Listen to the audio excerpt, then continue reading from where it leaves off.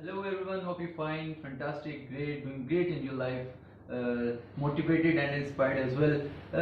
हमने देखा कि आजकल होता इस तरह है कि हम किसी से भी कहीं पे भी खड़े हुए बात कर रहे होते हैं, क्योंकि एक कम्युनिकेशन एक बहुत बड़ी चीज़ है। किसी से भी हम बात कर रहे होते हैं तो हम जब भी बात करते हैं किसी से, चाहे अच्छे मूड में करें चाहे इन अ बैड मूड, तो हम सबसे पहले अपनी थॉट पैटर्न देख रहे होते हैं कि हमने क्या सोचना है। हम किसी के बारे में कभी ख्याल नहीं करते, हम किसी के बारे में नहीं सोचते कि वो उसके जहन में क्या चल रहा है और व्हाट इज ही और शी इज थिंकिंग अबाउट। तो उसके अंदर इसे माइंड साइंस की टर्मिनोलॉजी में माइंड मैपिंग कहा जाता है। और हमेशा की तरह आज हमारे साथ में मौजूद है Mister Rao Mohammad Aslam, trainer, mind sciences, motivational speaker हैं, लाइफ कोच हैं। तो आज हम ये पूछेंगे सबसे पहले कि what is mind mapping. Thank you very much जी। ये बहुत ही अहम बात आपने किया। बेसिकली ये साइकोलॉजी और पैरासाइकोलॉजी जो है ना, ये उसका एक सब्जेक्ट है और इस पर बहुत सी किताबें लिखी गई हैं। असल में हम जब भी किसी से बात कर रहे होते हैं, कोई फैमिली में या फैमिली से बाहर या हमारे जो रोड के ऊपर जब एक्सीडेंट हो जाता है या पुलिस का कोई सिपाही खड़ा होता है, तो हम उसको अपनी नुक्ता नज़र बता रहे होते हैं। हम ये नहीं देखते कि वो किस सिचुएशन में बैठा है और उसको क्या प्रॉब्लम्स आ रही होती है। बेसिकली ये इस पे एडवर्ड डी बोनो ने बड़ा काम किया, एसटी कॉलरिज ने बड़ा काम किया। वो ये कहते हैं कि बेसिकली कि एक मेज है, उसके दोनों साइडों पे आप बैठे हुए हैं, आपने अपना नक्शा खोला हुआ है, मैंने अपना नक्शा खोला हुआ है। तो आप जब दोनों नक्शों को एक दूसरे के ऊपर नहीं रखेंगे तो आपका नक्शा और मेरा नक्शा मुख्तलिफ किस्म की डायरेक्शन दे रहा होगा, उसकी जो लोकेशंस होगी मुख्तलिफ होंगी। फर्ज करें कि मैं लाहौर का नक्शा और आपके पास भी लाहौर का नक्शा है और हम अपनी तरफ से, मैं और आप अपनी तरफ से लाहौर का नक्शा एक ऊपर करते हैं, तो ज़ाहिर है जहाँ पे आपका जलो पार्क होगा मेरा जलो पार्क वहाँ नहीं होगा, जहाँ आपका ठोकर होगा मेरा ठोकर दूसरी साइड पे होगा। तो अगर फर्ज करें मेरा शादरा है तो आपका शादरा दूसरी साइड पे होगा। तो बेसिकली वो कहता है कि आपका और मेरा नक्शा एक नहीं हो सकता। और किस तरह से आपने एक नक्शे पे आना दोनों ने, तो उसके लिए मैं आपको बड़ी अच्छी मिसाल दूंगा। वो इस तरह था कि एक दफ़ा मैं आ रहा था दबस्तान इकबाल से, ऐवान इकबाल सॉरी, आ रहा था। तो वहाँ एक प्रोग्राम था, सेशन था, उससे बात आ रहा था। हमारे दोस्त हैं बड़े प्यारे, उमर गजाली साहब, अल्लाह उनको दर्जात बुलंद करे, बड़े अच्छे इंसान हैं, उन्होंने बहुत लोगों को बड़े बड़े ट्रेनर बनाया।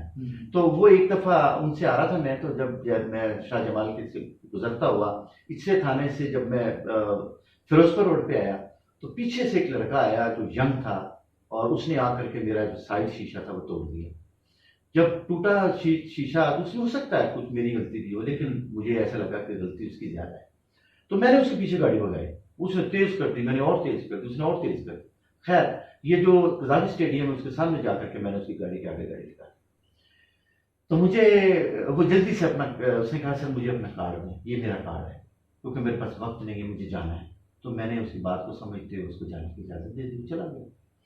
तो शाम के वक्त उसका फ़ोन आया 6-7 बजे। उसने कहा कि सर कि आप राव असलम हैं? जी मैं राव असलम। उसने कहा कि सर उस वक्त सॉरी मैं जल्दी में था, क्योंकि मेरी जो सिस्टर है उसको डिलीवरी थी और अल्लाह ताला ने उसको बेटी अता की है और उसको मेरा ही ब्लड लगता है और उसको ब्लड लग नहीं सकता, मैंने ब्लड देना था, डिलीवरी नहीं थी। तो अभी कुछ देर पहले वो अपना मेरी सिस्टर को जो है बेटी हुई है, तो मैं आपके लिए मिठाई लेके आया। अब मुझे पता चला, ओहो, ये जो काम कर रहा था, ये जो गाड़ी को भगा रहा था, ये किस लिए भगा रहा था। और दूसरी है, मैं उसकी बात को बाद में समझा जब मैंने उसकी सारी सिचुएशन को देखा।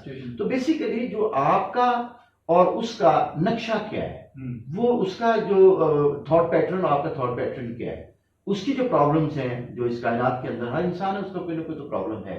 तो उसका प्रॉब्लम और आपका प्रॉब्लम क्या है। जो अल्लाह के वली होते हैं वो दूसरे की बात को सुनते हैं, इसलिए कि हमें पता चल जाता है कि उसका थॉट पैटर्न क्या है, वो क्या चाहता है आपसे।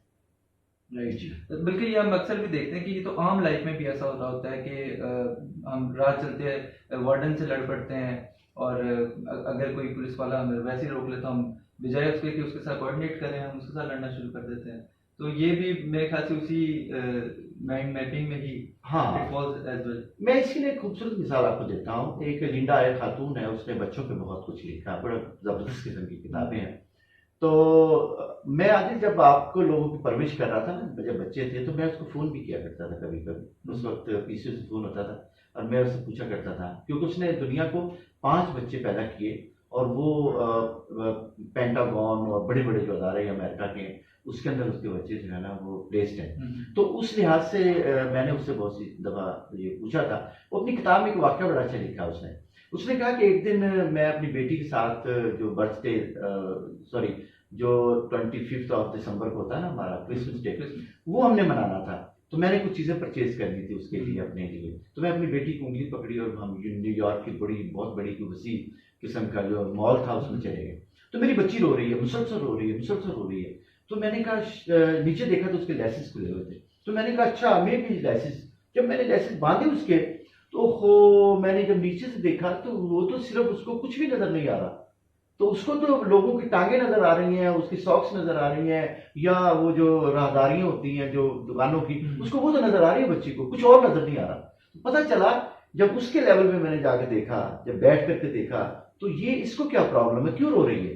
तो पता चला कि जैसे मैंने उसको गोदी में उठाया तो उसको वो सब कुछ नजर आ रहा था। जो वहां पे जो उसमें जो रैक्स लगे हुए थे, जो उसके अंदर जो मैनिकन्स लगी हुई थी, उनके जो फ्रॉक्स लगे हुए थे, उस बच्ची को खिलौने लगे हुए थे वहां पे, या वो जो उनका क्रिसमस ट्री होता है वो उसको नजर आ रहा था। जब नजर आया तो वो चुप हो गई। तो बेसिकली हम जब तक कि उस शख्स को उसके कपड़े उसका सर पहन के या उसके जूते पहन के नहीं सोचेंगे, हमें उस बंदे के बारे में इल्म नहीं हो सकता। मैंने कई दफा मेरे पास एक खातून आ गई, एक दफा वो आके कहने लगी जी कि मेरा बेटा जो है ये मुझे बड़ा तंग करता है, फर्ज करें। तो मैंने उसको कहा कि इसके आप इस क्या करती हैं। कहती जी मैं जैसे ही स्कूल से आता है तो मैं उसको किताबें खोल देती हूँ फिर दोबारा से। तो वो बच्चा जो है ना किताबों को पसंद नहीं करता। तो मैंने कहा कि आप उसको थोड़ा सा कुछ देर ऑल्टरनेट दें कुछ, उसके बाद फिर किताबें दे दें उसको। और क्या वो किताबें पूछो तो सही, वो किताबें उसको अच्छी भी लगती है ये नहीं। तो बेसिकली हम उसको बड़ा होके सोच रहे होते हैं। हम 55 का सोच रहे हैं जो मेरी उम्र है, और मैं वो 5 साल का जो बच्चा है, जो मेरा बेटा है, जो बेटी है, उसके बारे में मुझे सोचने का जब होता है तो मैं उस तरह से नहीं सोच पाता। राइट। बल्कि एक दफा हम क्लास में थे तो इकोनॉमिक्स की क्लास थी जी। तो मैंने वैसे जिक्र किया, मैंने कहा सर इंपोर्ट एंड एक्सपोर्ट, तो वैसे आम बात चल रही थी। तो ही सेड के नेवर से इंपोर्ट एंड एक्सपोर्ट, ऑलवेज से फर्स्ट एक्सपोर्ट देन इंपोर्ट। पहले दिया जाए फिर लिया जाए। हमेशा ये जिंदगी का असूल है कि when you give something you can get something. तो सबसे पहले लोगों को देना पड़ेगा। नहीं इंशाल्लाह हम एक ऐसी बड़ी अच्छी एक और वीडियो बनाएंगे जिसमें लॉ ऑफ गिविंग पे बात करेंगे कि कायनात पूरी की पूरी देने से है। आप देखें हमारा जो बॉडी है ना ये लेके खुश होता है, पता आपकी रूह देके खुश होती है। ये मैं नहीं कहता, ये वास्तविक कहते हैं। वो कहते हैं कि जो इंसानी जिस्म है ना ये लेके खुश है। अब छोटा बच्चा है ना, 1 दिन का बच्चा, 2 दिन का बच्चा, 3 दिन का बच्चा, उसको आप कुछ भी देंगे वो मुंह में ले लेगा क्योंकि वो ले के खुश है। लेकिन जैसे ही उसको उसका जो हमारा अकल आती है, शऊर आता है, उसकी रूह डेवलप होती है तो फिर वो देना शुरू कर देता है। आपने देखा कि पूरी दुनिया में जो बड़ा इंसान बना है वो दे के बना है, लेके नहीं बना। आप देखें, आप कभी गौर किया आपने, जो फकीर होते हैं हमें अच्छे नहीं लग रहे होते क्योंकि वो ले रहे होते हैं। और ये जो हमारे अब्दुल सारिदी साहब थे, वो इतने बड़े इंसान थे कि उनको चारों हमारी जो मसल्ला अफवाज हैं उन्होंने भी सदर पाकिस्तान में भी उनको सल्यूट किया था जब वो दुनिया से गए। अच्छा मैं सोचता था कि अच्छा अब इसने क्या कर सकता, अब तो खत्म हो गई इसकी जिंदगी, मर गया ये दुनिया से चला गया है, ये इंतकाल कर गया। तो जब मैंने सुबह उठ के देखा तो उसकी आंखों में पट्टी बंधी हुई थी, पता लगा कि उसने आंखें भी दे गया वो जाते जाते। हाँ, रिगार्डलेस इसके उसका मजहब इसकी इजाजत देता है कि नहीं आंखें देने की, लेकिन वो आंखें देख चला गया। तो इसलिए ये जो लाभ गिविंग है ना, इस पे हम इंशाल्लाह बात करेंगे। बिल्कुल जरूर, इंशाल्लाह अपकमिंग वीडियो हम इस पे भी जरूर बनाएंगे। इसके साथ सर समथिंग एल्स, क्योंकि कुछ थोड़ी सी हल्की फुल्की और बात, क्योंकि बानो कुसिया किस तरह और बाबा इशफाक की तरह कोई और हल्की फुल्की सी बात लोगों तक एंड पे पहुंच जाए। असल में एक खातून मेरे पास, एक मर्द और खातून मेरे पास आए, उनका डिवोर्स का कोई प्रॉब्लम चल रहा था। तो वो जो खातून थी वो बेचारी प्रॉब्लम में थी, उसने वो वॉमिट शुरू कर दी। तो अब वो खातून जो है गाड़ी में से उतरी है, साइड पे होकर वॉमिट कर रही है। तो वो जो आदमी है वो गाड़ी के अंदर ही बैठा हुआ है और वो मुझे कह रहा है देखें जी मेरी बीवी जो है, मैं इससे बड़ा प्यार करता हूँ। मैं कह नहीं तुम मुझसे प्यार नहीं, अगर फर्ज करें वॉमिट कर रही है तो आप उसको कम से कम उसका सर पकड़ें, उसको दबाएं, उसको कोई मेडिसिन कोई चीज़ ऐसी। आप वो नीचे जाके बेचारी आप मुझसे उसकी चुगलियाँ कर रहे हैं। और आप वो आपकी जो खातून है वो आपकी जो है वो परेशानी तकलीफ में है। तो मेरे ख्याल के मुताबिक जब तक हम दोनों के नक्शों को नहीं समझेंगे, और दुनिया में आपने गौर किया कभी कि दुनिया में आप तो वकील हैं इतने अच्छे माशाल्लाह, और आप जब वहाँ पे बात कर रहे होते हैं उसमें कोर्स में, तो मुझे बड़ा अच्छा लग रहा होता है आप इंग्लिश में बात करते हैं और बड़े दलील से और तमीज़ से बात कर रहे होते हैं। तो आप वो जो दूसरा कोई भी शख्स है, आप जो जुडिशरी आपकी है, कभी भी दुनिया के अंदर एक आदमी का नुक्ता नज़र सुन के आपको भी फैसला अच्छा नहीं दे सकते। बिल्कुल। तो इस तरह से दोनों शख्सों को सुनना बहुत जरूरी है। राइट, बल्कि माइंड मैपिंग में अगर मैं एक चीज़ और जिक्र करूं कि वो just strike in my mind कि हम जो पेरेंट्स के साथ बच्चों का और पेरेंट्स का जो लेवल है वो उसमें भी माइंड मैपिंग बहुत ज़्यादा ज़रूरी है, क्योंकि कई दफ़ा होता है कि हम किसी लेवल पे इस तरह पहुंच चुके होते हैं कि हम समझ रहे होते हैं कि वालिदैन को समझ नहीं आ रही, और इसलिए फिर बहुत ज़्यादा फर्क पड़ता है। क्या ये भी माइंड मैपिंग से? हाँ, उससे ये एक बड़ी अहम सवाल किया आपने। देखिए, हम दूर दराज़ इलाकों से आए हुए हैं, जैसे उकाड़ा से, साहिवाल से, खानेवाल से, मुख्तलिफ शहरों से हम आए हुए हैं यहाँ पे।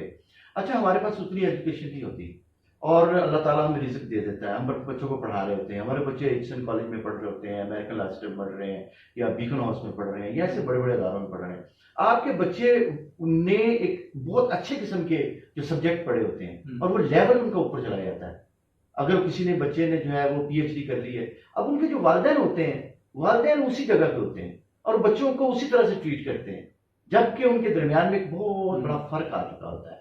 लेकिन वालिद वालदा रहते वही हैं, इसमें कोई शक नहीं, लेकिन फर्क आ चुका होता है क्योंकि एजुकेशन आपकी बहुत ज्यादा होती है, वालिदैन की एजुकेशन नहीं होती, वो स्कूल गए नहीं होते, या उन्होंने उस तरह से जिंदगी नहीं गुजारी होती जिस तरह से आप गुजार रहे थे, या आपके पास जो वसाइल होते हैं, या आपने इंटरनेट और ये जितनी भी ये आपका सोशल मीडिया है, आपने तो उसको बहुत ज्यादा आपकी ग्रिप है उसके ऊपर, लेकिन जो वालिदैन होते हैं बेचारे वो तो उनके पास वो एजुकेशन नहीं होती। बट आई तो उसके लिए जरूरी है कि वालिदैन को थोड़ा सा पेरेंटिंग की तरफ जाना चाहिए, और जो बच्चे हैं उनके अंदर थोड़ा सा टॉलरेंस होना चाहिए और थोड़ा सा सब्र होना चाहिए, ताकि एक जगह पे वो दोनों आ सके। हाँ, बिल्कुल, मैं भी कहने वाला था कि जो parents should be parents, deal the parents like parents they are. तो sir, thank you so much for being the part of talk with Rao. At the end always try to put yourself in someone other shoes, किसी का जूता पहन के जरूर देखें कि how is it feeling. तो thank you so much, talk with Rao. Thank you very much.